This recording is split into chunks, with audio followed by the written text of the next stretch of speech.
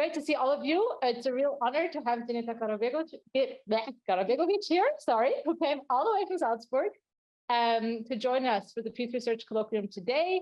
Dženeta is a postdoc at Paris Lodron University in Salzburg. As I said, she holds a PhD in politics and international studies from the University of Warwick, and her research is situated in international and comparative political sociology.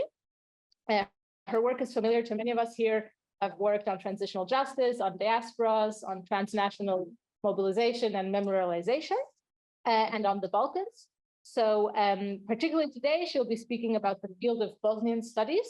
And I think it will be inspired by the work on this book that she co-edited with Dženeta Karabegović that came out this year, fresh out, I think a couple months old, with the University of Missouri Press. And the volume seeks to illuminate how Bosnian migrant and diaspora scholars have contributed and are contributing to this field of Bosnian studies, and also how Bosnia has been integrated by these scholars as a theme across a range of disciplines. And obviously one of them is our own kind of interdisciplinary field of peace studies and the study of peace building. And that will be, I think, the focus of the presentation. I also want to pitch that she recently published, I think last week, a really thought-provoking piece together with the so-called Yugoslav Women Plus Collective, which ties to a theme that we had in a previous session on love and care. The title, the piece is called "Of Love and Frustration as Post-Yugoslav Women Scholars Learning and Unlearning the Coloniality of IR in the Context of Global North Academia." So these are also themes that might come up in today's presentation. This piece is out with International Political Sociology. And we will have the pleasure of having then a discussion, commentary, conversation with our own colleague, Srđan Šušnica, who works with our Dealing with the Past team. And before doing so, he worked at the Department for Cultural Studies at the University of Zenica in Bosnia, and at the Atlantic Initiative Center for Security and Justice Research in Sarajevo, and is an expert researcher, was with the Public Sector Audit Office in Banja Luka. And we're really curious to hear the conversation and your insights and commentary. So without further ado, the floor is yours for the presentation. And please, all of your questions are welcome afterwards. We should have about half an hour for discussion at the end, including from the audience online. You can then write them in the chat. Dženeta, the floor is yours. Thank you. Hi, everybody online. Make me feel a little anxious that there's so many of you. Let me just close this. Thank you for being here. Thank you for the invitation to both Dana and Metka. And it's nice to have a discussant who's also a friend with Srđan. So it's really lovely to be here today in Basel. It's my first time in Basel. Today, what I'll be talking about sort of with Bosnian studies with this book sort of as the background, a little bit of this topic of peace building practice and sort of potential lessons. I'll preview the book a little bit and talk a little bit about it and sort of how it came about.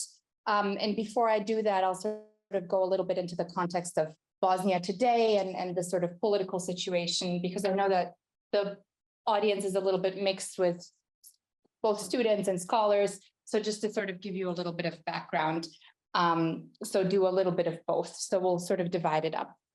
So that's the sort of overview of the broader theme that I'll be doing. And I hope I don't lose my voice. I've taken enough of these pastilles today that it should be fine. It's been gone for a little bit, but it's back today. Okay, there we go. Before I sort of start going into the general sort of presentation of academics, I wanted to give a little bit of a brief intro that I think will highlight some of both of my work in the past, but also how we sort of came about with this book, Bosnian Studies, with a little bit of my own brief introduction in terms of my sort of academic path and my life path, if you will, which started out in Banja Luka in Bosnia, where I was born, and then led to Berlin in Germany, where I grew up as a refugee.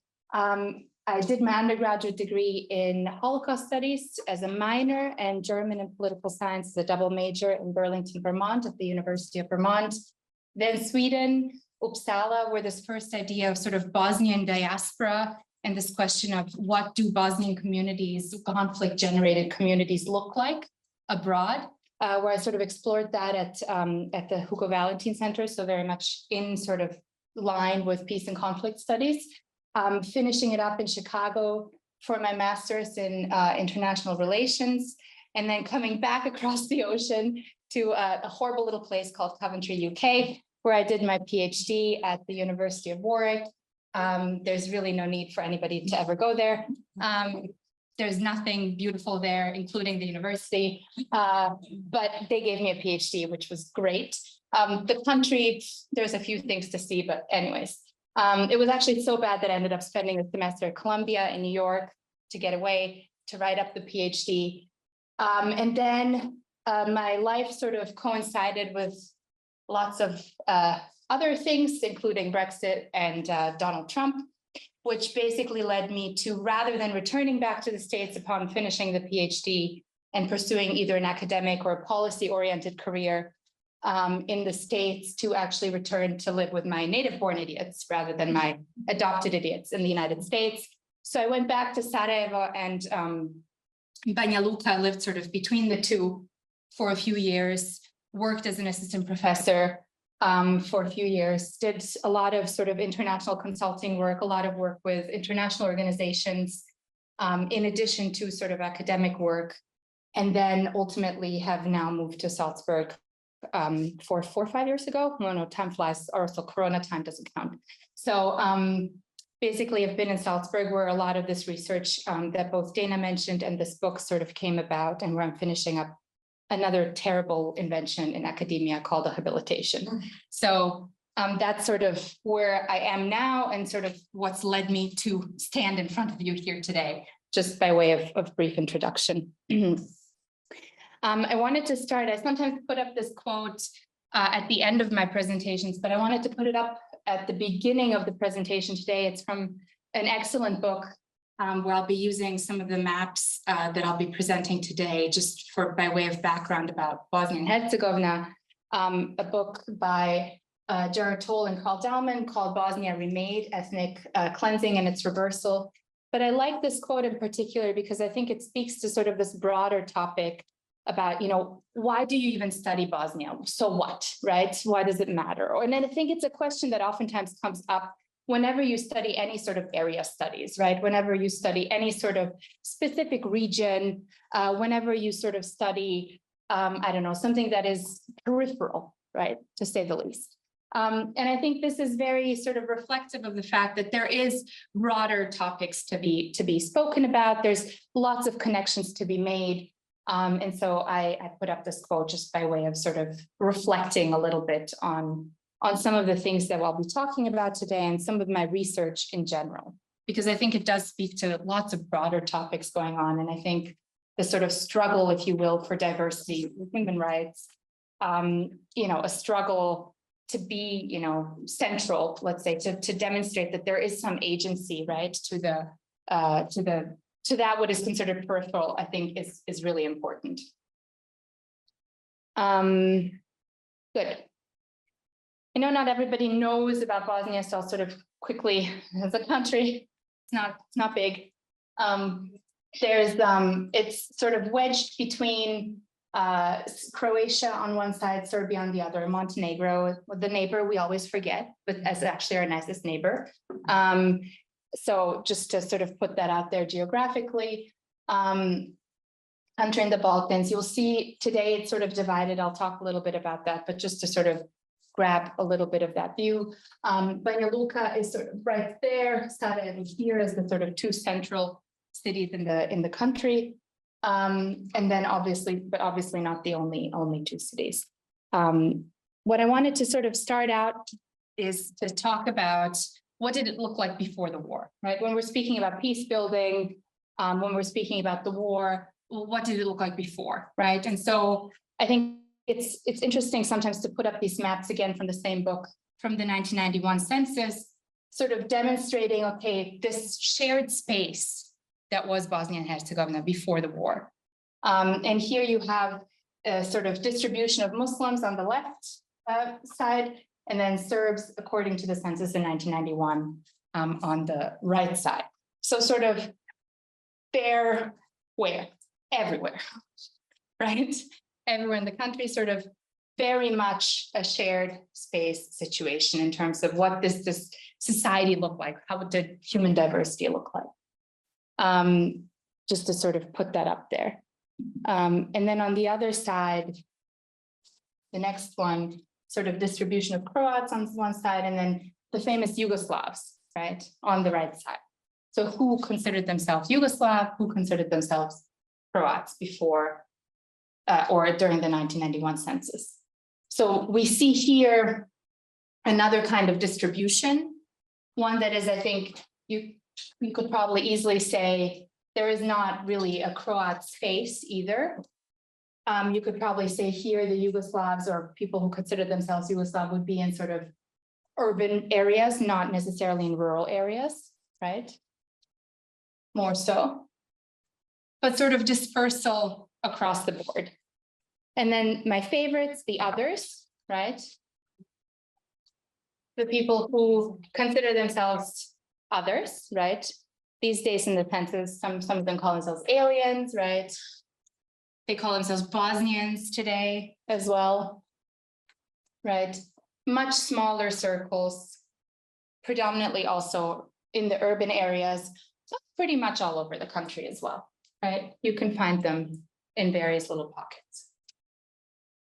So these are some of the sort of pictures, right? Some of the pictures that sort of demonstrate what this country looked like before ethnic cleansing, before genocide, before the war, right? Before the politics that exist today.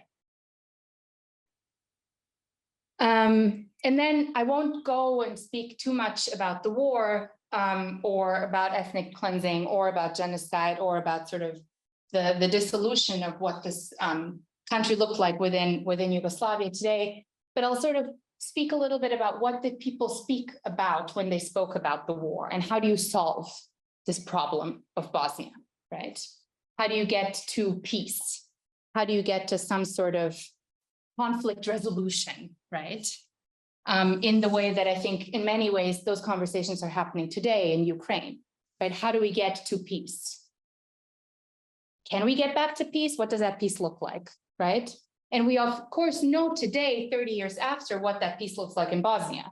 It's the Dayton Peace Accords. But I think it's important to sort of consider what did those conversations look like at the time that they were happening, right? And I think now we can sort of go back and look at, there was a lot of players, right? A lot of international actors at hand. And conflict resolution sort of looked interesting. The conversation was very lively, let's put it that way, right? And I think you can sort of conclude in many ways that there was a persistent ambivalence, right, about this Bosnia and Herzegovina, right? I say Bosnia and shorten it, and then the Herzegovinians say, no, don't forget Herzegovina. I'm always mentioning Herzegovina. I'm also some, I don't know, percentage of 25% or so Herzegovinian. So I'm not discriminating against the Herzegovinians, just for the Herzegovinians in the audience.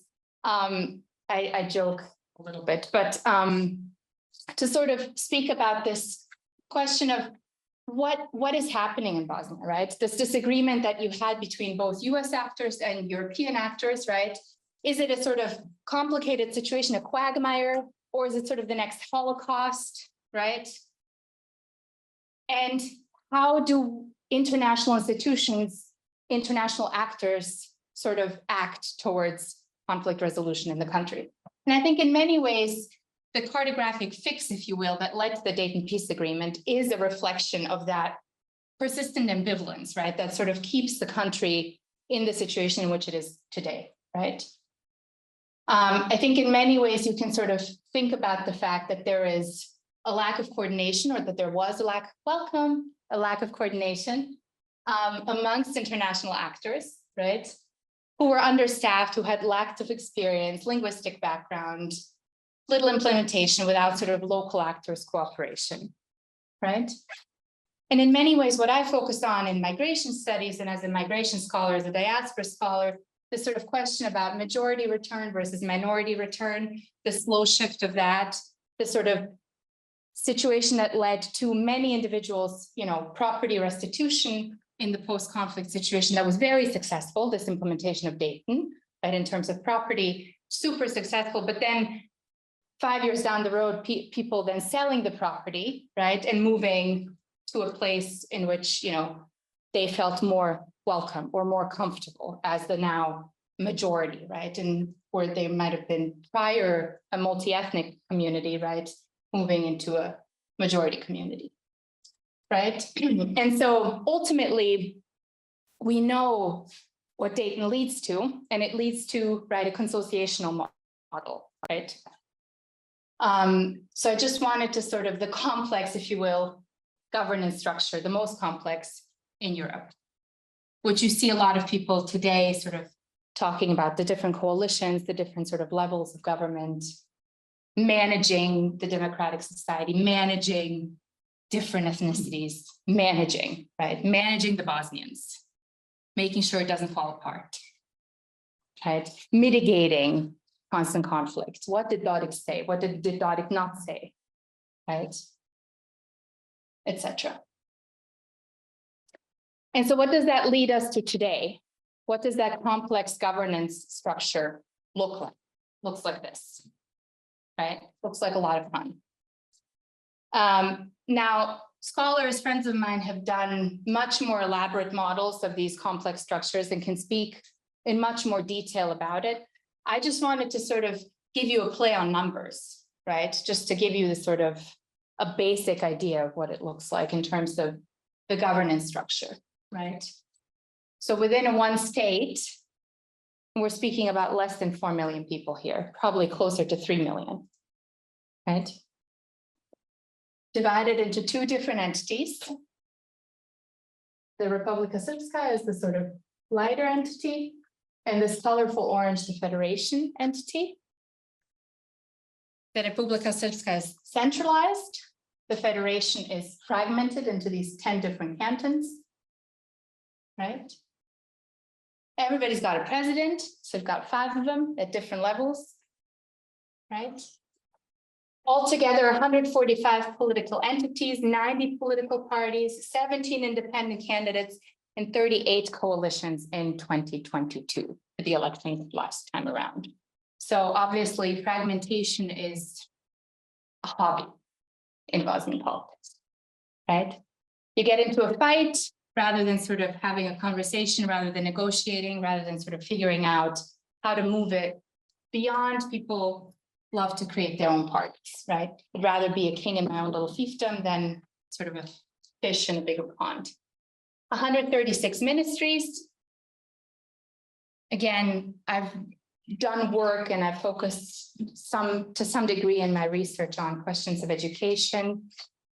Education is an interesting aspect where you don't really have a Ministry of Education at the national level. However, you have 14 different ministries of education at the sort of entity levels and at the cantonal levels, which try to implement any sort of educational policies, any sort of changes in educational policy, any sort of transitional justice, right? In terms of that regard, becomes very, very difficult. And again, on fewer people, on nearly 1 million fewer people than in 1991, right? So a very complex kind of structure.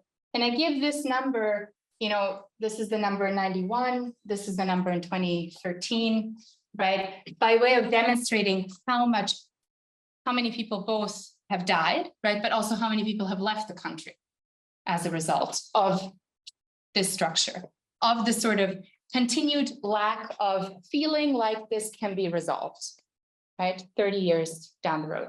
Is it successful? Is it maintaining peace? Yes. Is that enough for a good life? I think the numbers in terms of outmigration, in terms of what you would consider a demographic crisis about to happen or happening slowly as we watch, right, indicates no.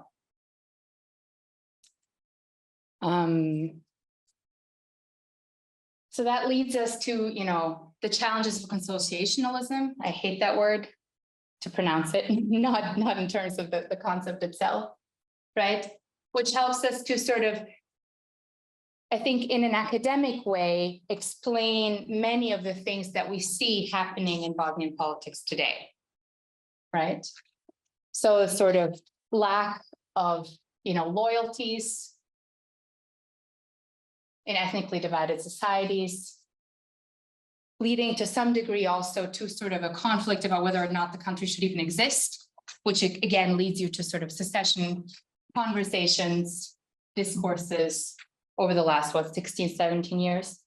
I read an article, I think was it today or the other day, where somebody said something about, the various secession claims that have been made in Bosnia would be turning 18 next year, right? They'll be able to vote themselves if we were to sort of look at it in that kind of term. Again, Bosnian humor is super dark and probably not for everybody's palate, to say the least. But basically a system that constrains leaders on one side, right, to act, but then on the other side also sort of gives them the opportunity to do so if they want to. If they don't want to, it's sort of very difficult to move consociationalism forward, right? Think about the Swiss example or the Belgian example, or the Belgian example is a hot mess too, right? Versus the Bosnian example, right? Also, this sort of difference between theory and application in terms of thinking about, assuming unitary leadership, right, of ethnic groups versus the reality of the situation, right? People being instrumentalized for being part of a particular ethnic group, right?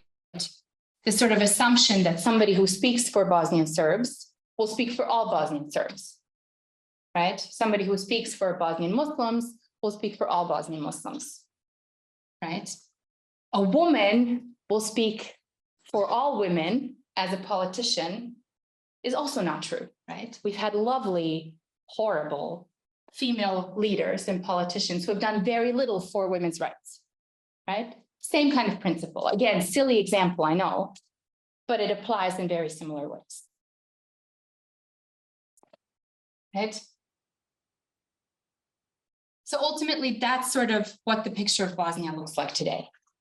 The challenges of the theoretical approach and the practicalities of Bosnia 30 years after the war, or 30 years after the beginning.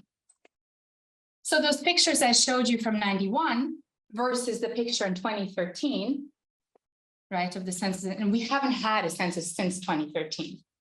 I know in the past people have said, well, why don't you have a more updated picture? Because I can't. I could make it up, right? But this is the most recent census in 2013.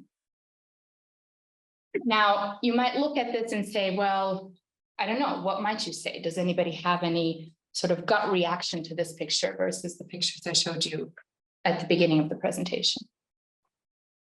Yeah. The others have vanished. The others have vanished. The others are in this sort of red, pinkish. And I mean, there's like a few of them up there. It's Prnjavor, it's the most diverse locality we have. We have like 17 or so recognized minorities. And then Prnjavor is like super right here also. But more or less vanished. Go ahead. More concentrated by region. Much more concentrated by region, right? Suddenly you have this concentration of Croats, right?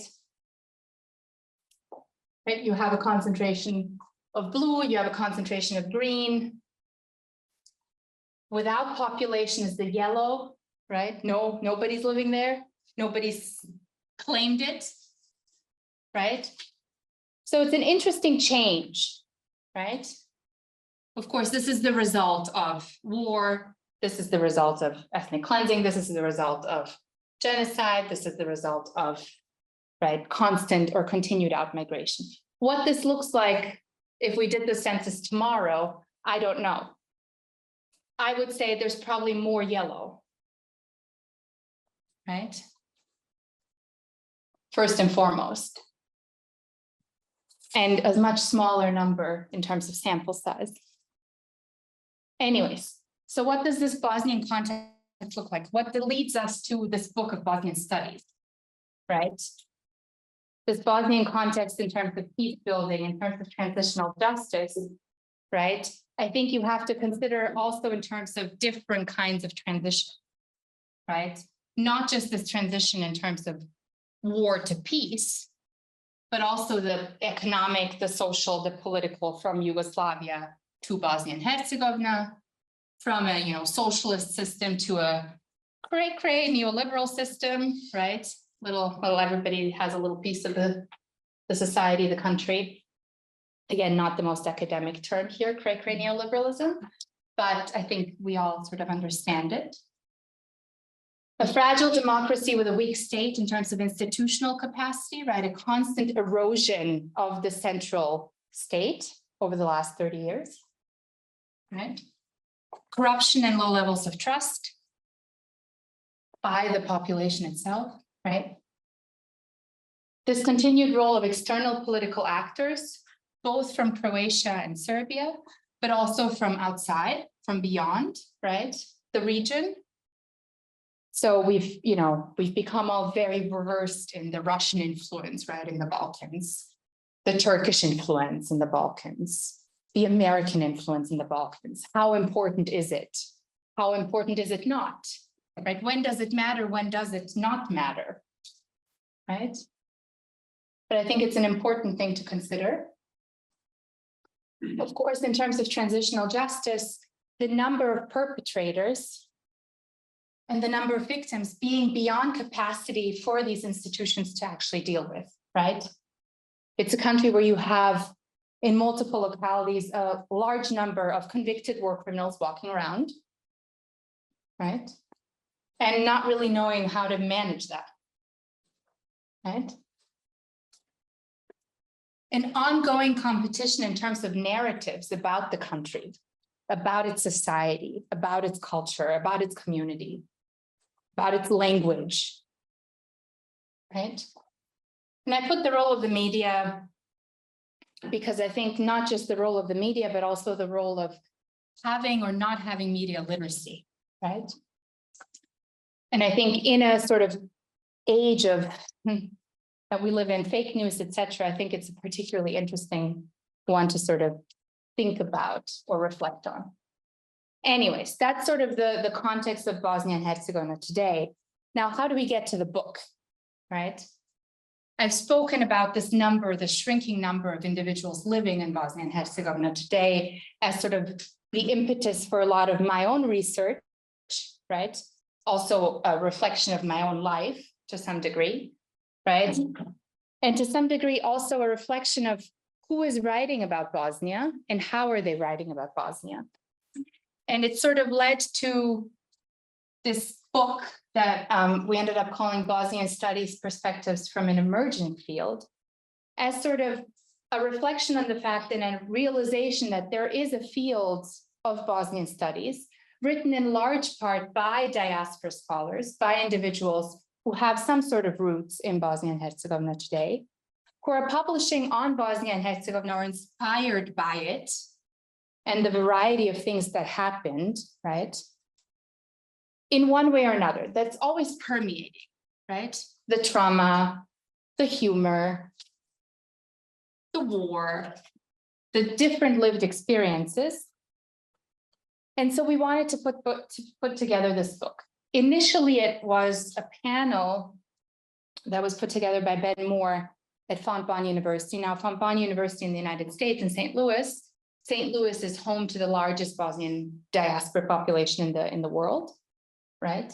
And they have a Center for Bosnian Studies, which does a lot of work in terms of collecting stories, collecting sort of biographical life narratives of individuals of Bosnian descent living in the St. Louis region and more broadly, and sort of documenting it, not for like journalistic purposes, but for academic purposes, right?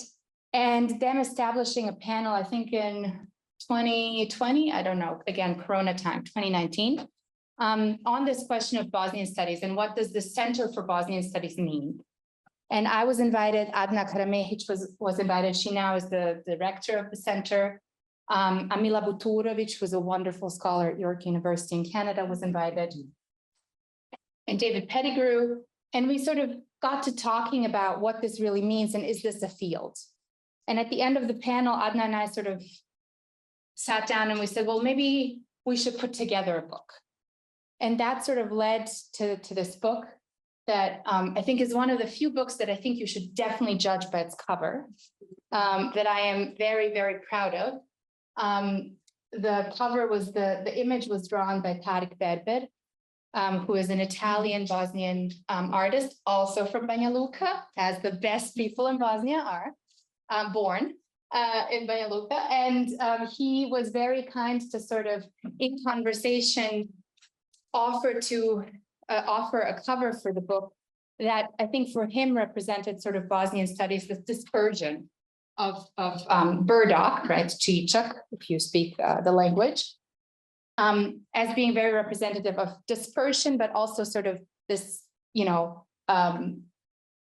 settlement to some degree, wherever you might find it, right? Burdock is kind of a species that you kind of don't really want around, but it's there and it's kind of beautiful at the end of the day. So enough about the cover. What about the content, right? Beyond judging the book by its cover, what we ended up doing is putting together chapters that very much reflect this question of who is writing about Bosnia in the diaspora and how are they inspired by it. And it led to the 12 chapters that I've sort of outlined here from the book. I'll go very quickly through them. Time-wise, I'm still okay. 5 minutes. Time-wise, I'm not so okay, so I'll go fast.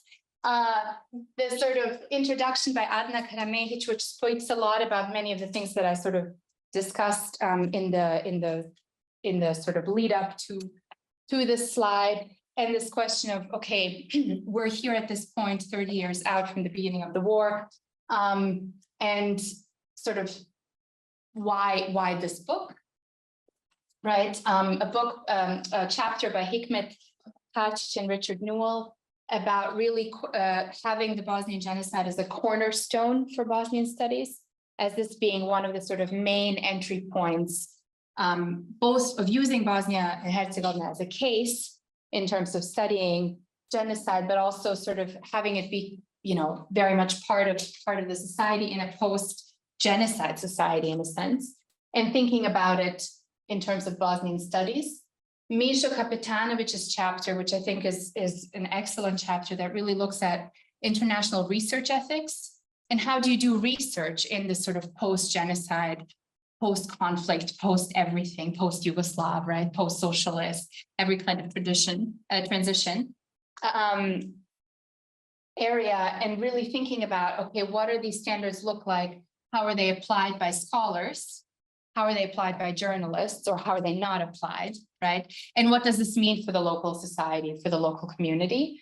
A chapter that was co-authored by a team of scholars that really was focused on a quantitative study of this diaspora population in St. Louis, thinking about the second generation, and not just the second and third generation in that term, but also parenting in the second and third generation. So really very much connecting sort of this question of intergenerational trauma. What does this look like in terms of parenting? What does identity look like in terms of carrying forward in the United States? What do parents' perceptions look like versus their children's sort of understanding or experiences? A chapter by Asya Hekimoglu that looks at this sort of, again, identity from a different perspective of Sarajevans abroad through heritage practices. A chapter on educational displacement by Amra Shabic Reyes of really focusing on storytelling. A chapter, I'm going very quickly, a chapter by me and Amra Mesic that really thinks about sort of this translocal Bosnian aspect. So what does Bosnian migration look like today? And what does this mean for sort of reflecting on the country in the post-conflict period? A legal analysis of the diaspora voting. Writing, Bosnian literature, these two chapters very much speak to one another by Mina Milonic and Haris Halilovic, of really looking at the literature that's being written, right, fiction, and what does writing home look like? Bosnian writers in diaspora, examining Dževad Karahasan, examining Alexander Hemon and others. An excellent chapter by Dino Kadic that really asks, what is Bosnian studies? Who is it for? And really does an interesting comparison of these sort of scholars, Larisa Kurtović, Larisa Jašarević, Damir Arsenijević, Safet, currently can't, anyways, that really looks at sort of the minor anthropology of what Dino calls it, of looking at Bosnian studies, right? From sort of the periphery. and my sort of final chapter of integrating Bosnian studies and migration. So as we're finishing, right, what does this mean for peace building? What are potentials? What are lessons? I tried to sort of, in preparing this presentation, think about what it means. And I came up with, I think, 5 different kinds of points. The first being sort of a critical engagement in thinking about agency in peace building processes, right? In terms of managing both what success looks like, right, on all sides, of thinking about the power relationships of who has the agency to speak about a peace building process, right? I mentioned at the beginning of this presentation or throughout the presentation, right? It's good, we have peace in Bosnia, right? But that's a very low bar, right? When we think about it. Again, thinking about the scope of transitional justice and thinking about the different roles. I think in the last chapter of the book, I speak about sort of thinking about these institutional and organizational perspectives when we think about institutional weakness in Bosnia and Herzegovina. And I wrote a book, I co-edited a book on sort of Bosnian Herzegovinian foreign policy. And people looked at me and said, well, there's no foreign policy. Bosnia doesn't have a foreign policy. Well, I don't know. I'd argue that it does. We wrote put together a whole book on it, right? To really think about the institutional aspects, right? What are institutions managing? Even if they're not managing super well, it's not necessarily how to do foreign policy, right? Or anything, but there is something to be sort of studied. Embracing the complexity, right? Rather than simplicity. I think, you know, there's an easy way out in sort of saying Bosnia has the most complex governance structure. It's super complicated, like, you know, don't engage with it, it's too hard, right? Again, I'm sort of a caricature of myself, right? But really thinking about this in an engaged and critical, reflexive, if you will, way. You know, decolonizing approaches, we mentioned the article I co-published with the Yugoslav women last week. But really thinking about knowledge production, both when we speak about a particular region and when we speak about peace building approaches in terms of pluralizing that knowledge, right? Where is that knowledge coming from? And how is it being applied, right? And is it all sort of even, or is it a little lopsided, depending on who you're speaking with, or depending on who is speaking? Let's put it that way. Memory and hierarchy, right? I think when we speak about peace and when we speak about peace building, I think Amda's chapter speaks about it to some degree, a large degree, right? The storytelling. Who's telling the stories? Is there continuity? Is it really a break with society, a breakdown of society? And how do we build the society back up to some degree, right? Where do we leave room for counter narratives beyond, you know, the 3 major in Bosnia and Herzegovina, right? Narratives that are existing in the political space. And not just in a very sort of surface way, but in a deeper way, right? In a way that is much more difficult, much more engaging, much more time consuming, if you will, right? Comparative perspectives. I mentioned at the beginning of the presentation sort of area studies in general. Ukraine, right? You've had multiple individuals over the last year and a half or so compare sort of what happened in Bosnia, what happened with the breakup of Yugoslavia, with what is happening in Ukraine, Russian aggression. I have a draft out somewhere in the peer review space, wherever it may be, right? That speaks about everybody has their own little Russia, right?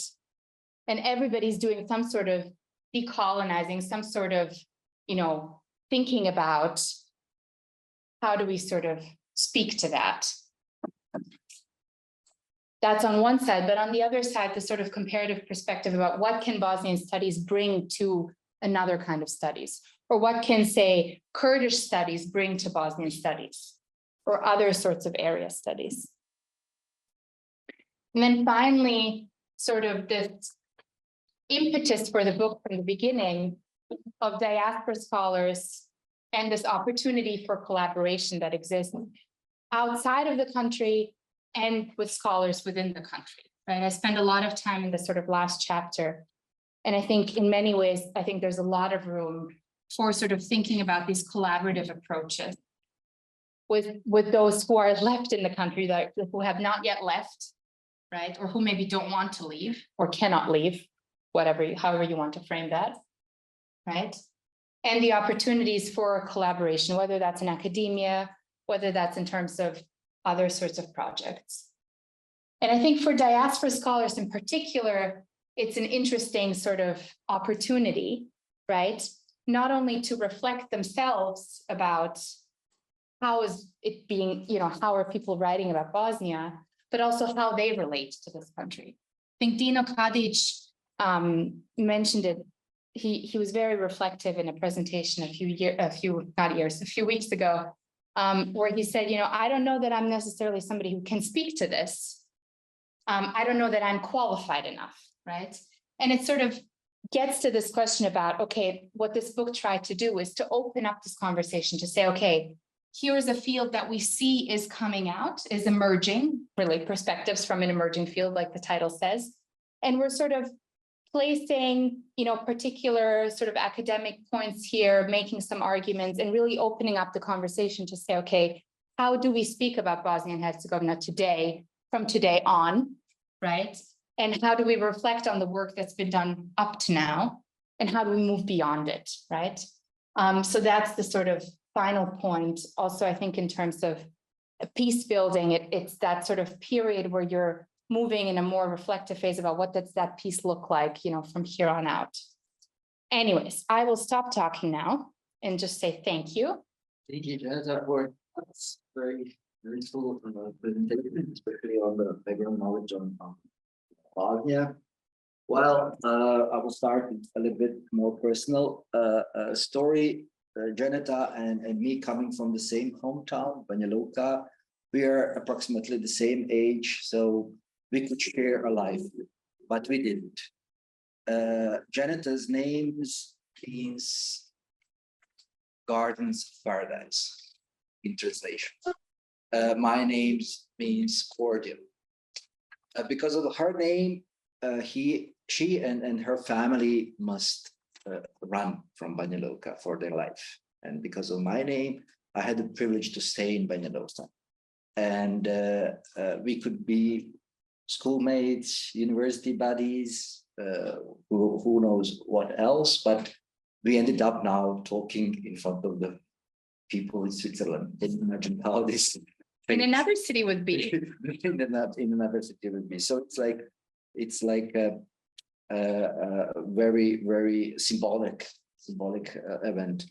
So my first question regarding your book and regarding this presentation is would be connected with the beginning of peace building process regarding in Bosnian Yugoslav wars, actually. And it cannot escape my mind that the first academic works, first publication that were explaining Bosnian conflict to the Western were be polite, but too stigmatic or almost racist in terms of explaining Bosnian conflict as being motivated by eternal hatred between ethnic groups, the groups of the people who on and off having the internal conflicts and wars between each other and killing each other. So having in mind, especially having in mind this notorious work of the Robert Kaplan, which influenced it, not only the academics, but also influenced the foreign policy and diplomacy, especially elitistic diplomacy in the Western capitals of that age. And according to this clash of civilizations arguments, it seems that from the very beginning, the peace building or peace negotiations when it comes to Bosnia went into the direction of how to divide Bosnia. not how to establish the peace under the principles of multi-ethnic, democratic, and pluralistic society, but how to divide. When we remember the very first peace plan, that was the Cotilheiro plan from Portugal. This plan immediately foreseen the vision of Bosnia according to the ethnic claims or the ethnic principles, all the way from these Cotilheiro plans to the Venshoven plans of the contact group in Geneva, ending up with the Dayton plan, which is only elaborated the plan of the contact group. We constantly see in the maps, we constantly see that someone artificially is trying to, how you say, all this colorness of Bosnia and this spread of the different colors and ethnicities and the diverse identities, try to territorialize in some sense. So it is very, let's say, it cannot escape the observation that these peace processes, which ended in Dayton peace accords, they were discussing the vision models, and they were also trying to territorialize the ethnic claims, especially ethnic claims that were coming outside of Bosnia from official Belgrade and Zagreb. And also it was these peace processes finally ended up by indulging the aggressors' claims. It is like this map of Bosnia, which we saw was like a reward for those who started the war. Yes, we succeeded. We ethnically divided society. We, as they euphemistically said, we humanely resettled people, which was nothing, which is all but not humane, of course. And then we ended up with some entities, and it was all legitimized like this, and we ended up with this straitjacket shirt that's how we called in local language the Dayton Peace Accord, the straitjacket shirt. So I think that behind all of this is lack of knowledge.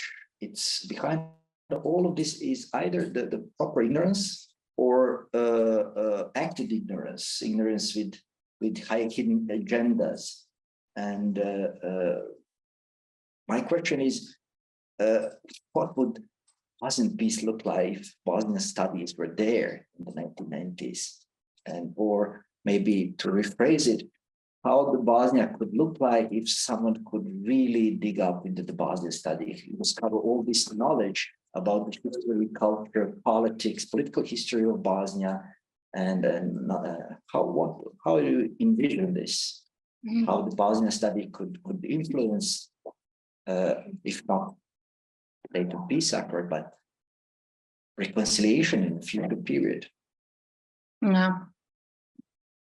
Oh, it's a big question. And I think it's a worthwhile sort of reflective exercise to think about what do alternatives look like.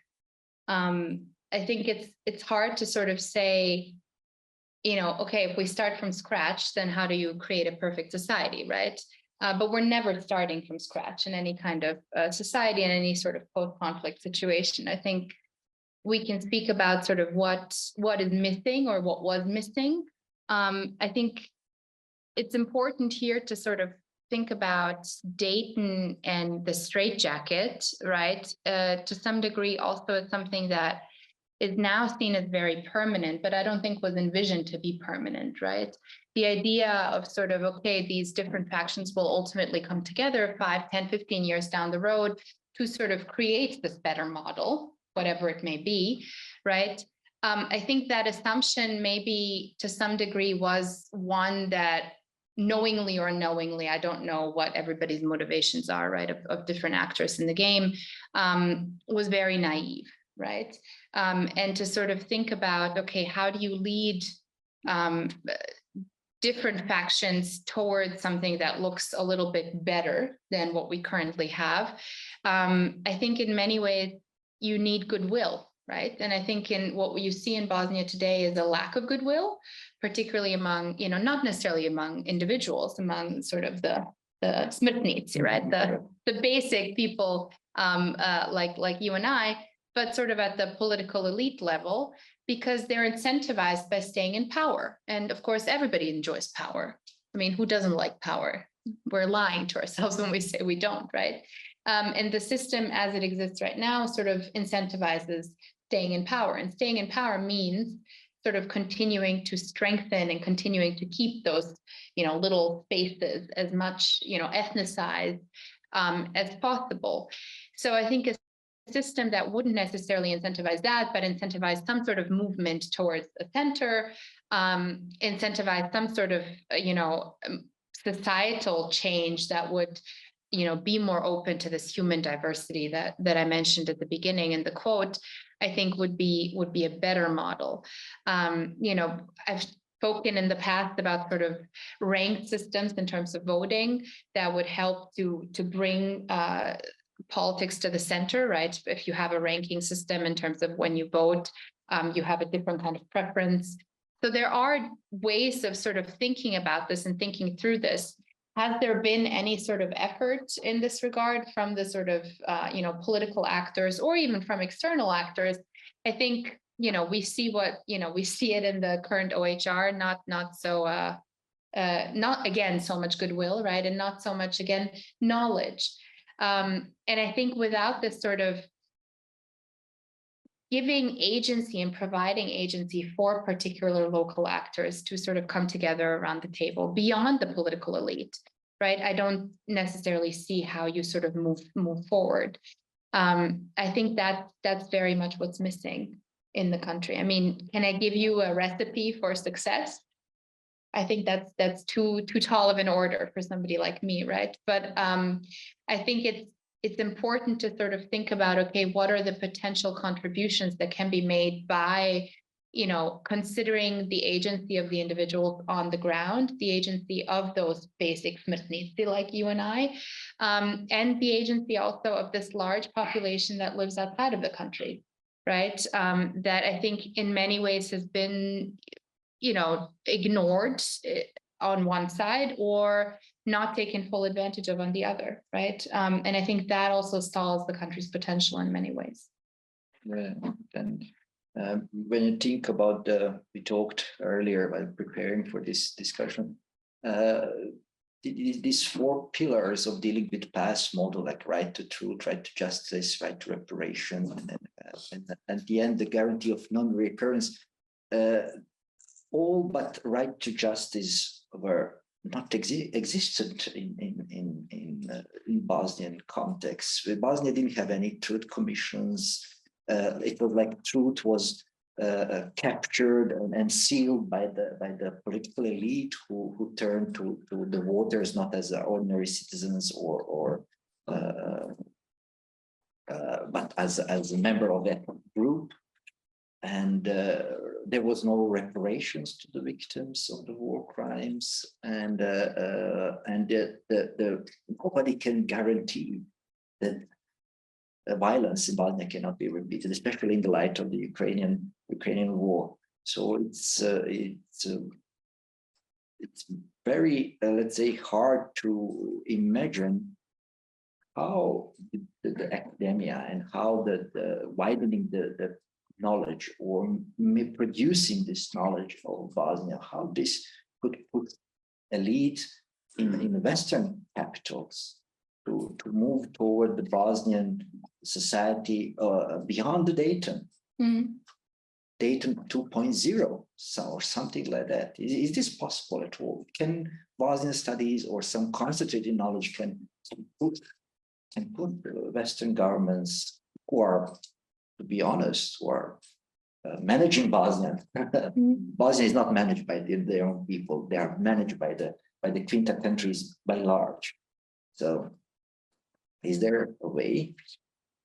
Yeah, I mean, it's interesting that you say this sort of point of managing the country and who's managing the country. I think in many ways with Bosnian studies and what this book sort of tries to do is to say, okay, what does this look like, and what does studying Bosnia or thinking about Bosnia, writing about Bosnia, researching Bosnia look like when it's in the hands of in this case, diaspora scholars or Bosnian-born scholars. And I think in many ways, it's a question that hasn't been attempted to a large degree in the sort of post-conflict period in Bosnia.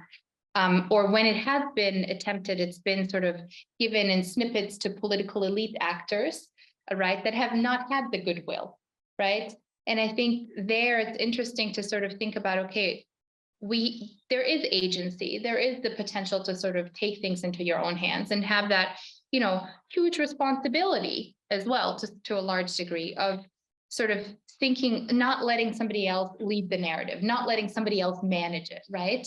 And I think in many ways, the legacy of sort of the socialist path to some degree has been to sort of, to some degree, be okay with letting others manage, right?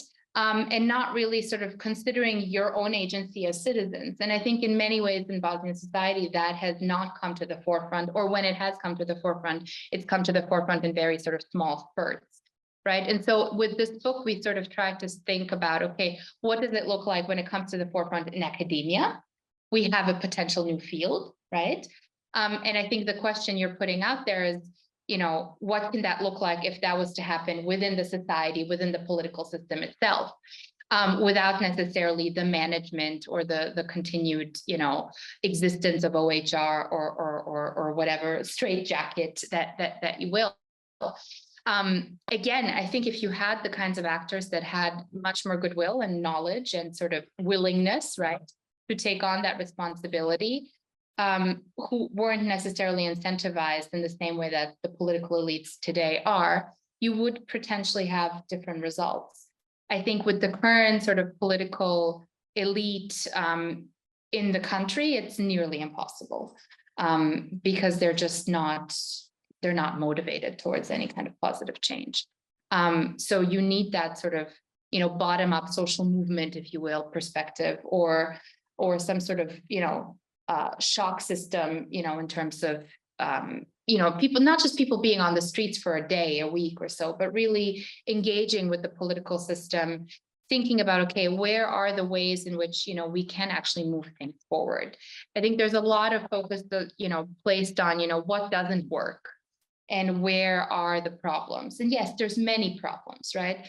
But I think on the other side, there's very little engagement with, okay, what are the things that do work and how do we sort of engage with the institutions that do work? How do we strengthen them? How do we sort of think about what does it look like if you strengthen a particular institution, not today, but 5 years from now, 10 years from now, and have people actually be engaged with it? I think, you know, it's an interesting sort of thought experiment. It always makes me remember, your question makes me remember a moment that dreaded in Bosnian society. If you own any sort of property, right, the office of the general of going to the Catastrophe office, right, to get any sort of property, you know, you own a particular piece of property, you get a piece of paper, right? It involves standing in line. It involves a postage stamp or 2 different kinds of taxes, 3 different shaltas, 3 different sort of individual bureaucrats that you speak to. And it's a horribly bureaucratic procedure for no particular reason, right? And it has nothing to do with the ethnic system, has nothing to do with any sort of Dayton situation, right?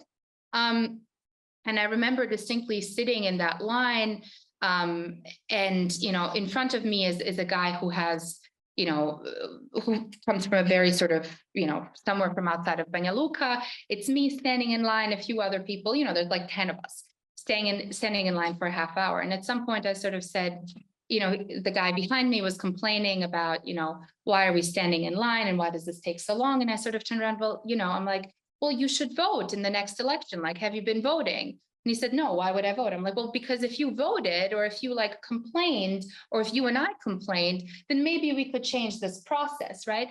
And that sort of belief that you can actually move something forward, even in a system that is very complicated and keeps you in a straitjacket. I think in many ways, there's been a lot of sort of work on making people believe that it cannot be changed. Mm-hmm. And I think to go back to the Catastrophe example, I ended up sort of leaving with the guy behind me and the other 3 people behind him yelling about the need for change, because, I sort of, not that I instilled a sort of change in the Katastra office, it's still horrible to be there.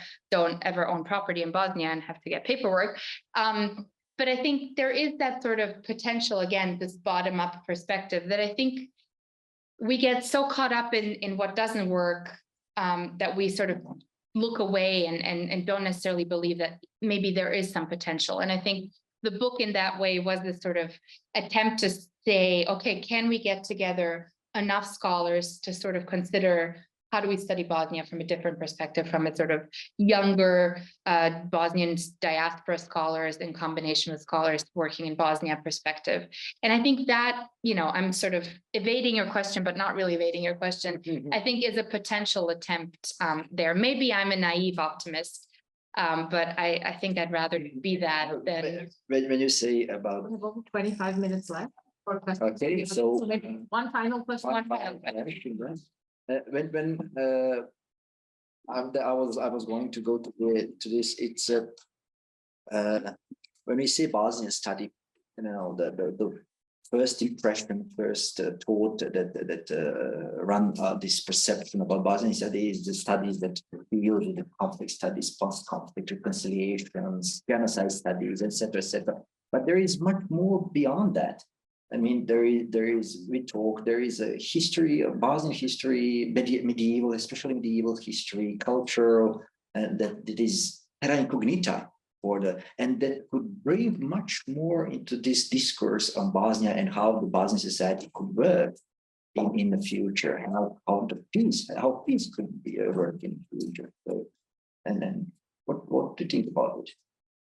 We talk about different generation of Bosnian scholars, maybe. Yeah, we talked about different generations. I think different kinds of perspectives from those different generations, from the localities in which they're working from and they're working in, I think is relevant. And I think, the book in that way was really the sort of, okay, here is what's out there right now. Here's what we sort of managed to put together. And let's open up this conversation in particular about, what are the potentials? What are potential, both lessons and what's not worked in the past in terms of both scholarship and sort of practice in many ways, and how do we move it forward? And I think the book in that way was also sort of opening up that door to new generations of both scholars, but also individuals living in the Bosnian diaspora today, or in general sort of in within Bosnian society, to think about, okay, this country, this case has really been used as a case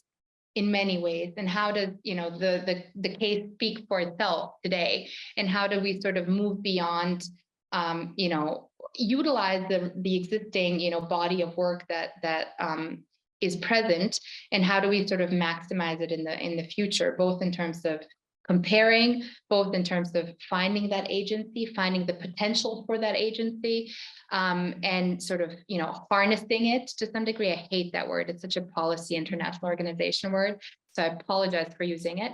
But really sort of thinking about it beyond. I will stop talking because I'd love to hear questions.